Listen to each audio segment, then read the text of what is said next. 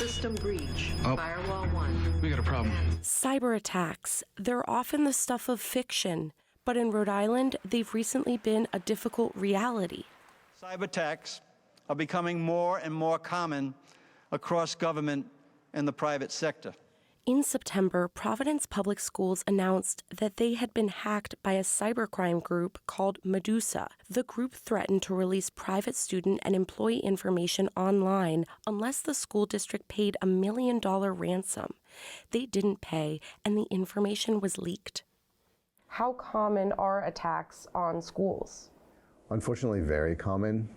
Douglas Alexander is the director of Rhode Island College's cybersecurity program. The combination of lack of time and resources for adequate security and the amount of sensitive data that they hold make them a prime target. According to the organization K-12-6, there were more than 1,600 cyber attacks on schools nationwide between 2016 and 2022. Then, it was reported in December that another cybercrime group called Brain Cipher hacked into Rhode Island's state benefits portal, which is used for programs like Medicaid and food assistance. So this one was a whole other level. Even in a state as small as ours, we're still talking about hundreds of thousands of citizens' data, and that's a substantial percentage of our entire state population. Alexander says public institutions like these are more easily hacked than private corporations. Corporations can be like a submarine, right? They're gliding stealthily underwater, and they might put up one or two periscopes to connect with the outside world, so they're much more secure. But schools and municipalities are like cruise ships. They encourage people to come in, they encourage people to interact with them, and it just makes them inherently, design-wise, more vulnerable. I can't say I was surprised to see the cyber attacks. They are, of course, unfortunate, but they're so pervasive. Former Rhode Island Congressman Jim Langevin has been working on cybersecurity for nearly 2 decades. He says the field has changed a lot. When this all started, originally it was like, your individual, maybe, kid hacker that, was good at computers, and I think we've all seen the War Games movie with Matthew Broderick. Shall we play a game? Oh, later. Let's play global thermonuclear war. Fine. But as more businesses connected to the internet, the hackers started to go after those institutions. Cyber attack at Sony Pictures. And the credit report company Equifax. Colonial Pipeline says it was hit by ransomware. How do people make money off of hacking a system? Right. The most common way is ransomware, which means that once they gain access to a system and the system's data, they deploy a program that encrypts it, makes it inaccessible to the users of that data, right? Which essentially holds it hostage. Imagine a hospital that can't access any patient health records, or a business with no way to track inventory.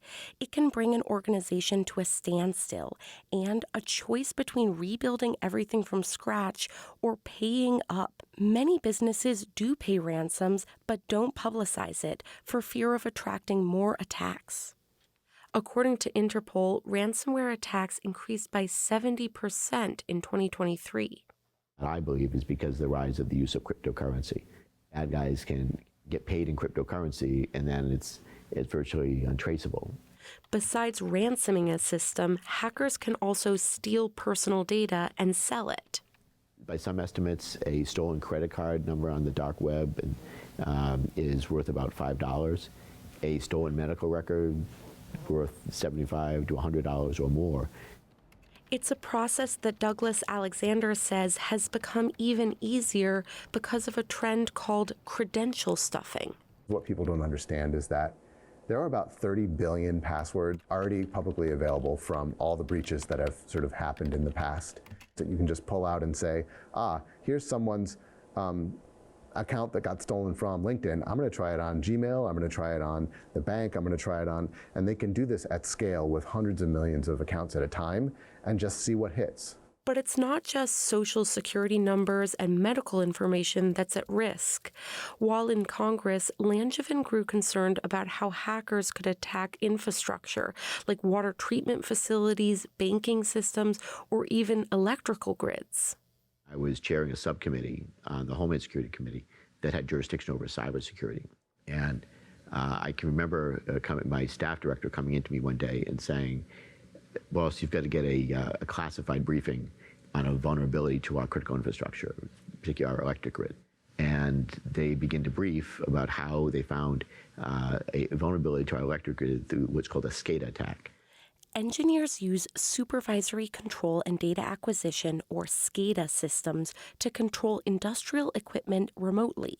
Scientists demonstrated for Langevin what could happen if the system controlling a turbine generator, which generates electricity by spinning, was hacked. You see the generator operating normally, and then all of a sudden, the generator starts to kind of spin up even further, generating more energy beyond its capacity, basically. And all of a sudden, the generator starts to shudder and smoke, and became inoperable. And to me, that was the wake-up call, because I saw clearly how a cyber attack could actually cause physical damage. Today, he also worries about how artificial intelligence will impact security. There'll be advantages because AI will help us detect anomaly threats and cyber intrusions and attacks probably more quickly. But also the bad guys will use artificial intelligence to their advantage too. So things like deep fakes trick you into taking an action that you otherwise might not take. Do you think defense is keeping up with the pace at which attacks increase? No, I don't think defense is keeping up with the attacks. Laws and regulations have not caught up with technology and the technology threats, and that needs to change. The former congressman has teamed up with Douglas Alexander to start a cybersecurity institute at Rhode Island College, and they're working with the state to encourage a more proactive approach to cybersecurity. What should people be doing to protect their identities? I think the most important thing is to freeze your credit. But what it does is it prevents any bad actor from pretending to be you and opening an account in your name.